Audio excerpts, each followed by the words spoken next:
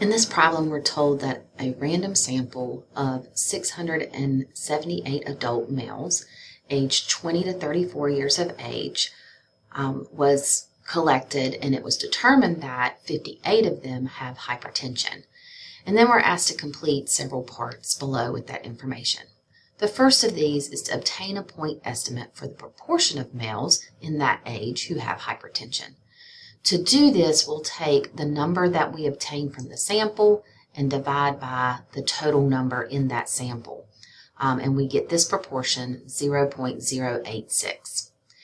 Next, we're asked to construct a 95% confidence interval, and we start with this statement: one can be 95% confident that the proportion of, and we're selecting our population here, adult males in that age who have hypertension is, and then we're going to have this lower and upper bound.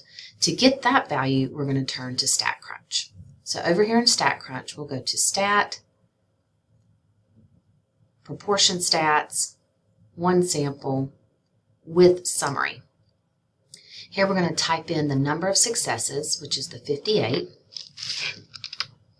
the number of observations, which is the 678, and then we'll select confidence interval. This one was 95%, so I'm going to leave that level alone, and I always leave the method alone. And let's click Compute, and that's how we obtain this lower limit and upper limit that was being asked for in Part B. For the next part, you're asked some questions about the sample size. So we're also going to use StatCrunch for this. What we're told is what we're asked for is what sample size would we need for the point estimate to be within 3 percentage points of 95% confidence if you use the point estimate obtained in Part A. So again, we turn to StatCrunch. We're going to go to Stat, Proportion Stats, One Sample, and this time we're looking for a sample size specifically by the width. Here we type in the confidence level, which has already been selected for us.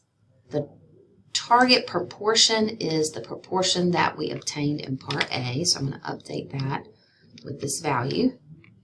The width should be 2 times the error, and the reason for this is that error is added and subtracted from the point estimate, meaning that it's both 3 percentage points to the right and to the left for a total of 6 percentage points width, or 0.06 width.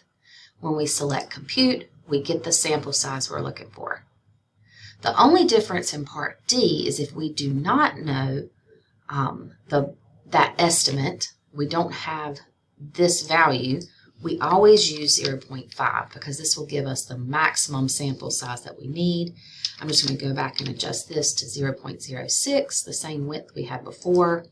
And here we have the sample size needed when we do not know that estimate.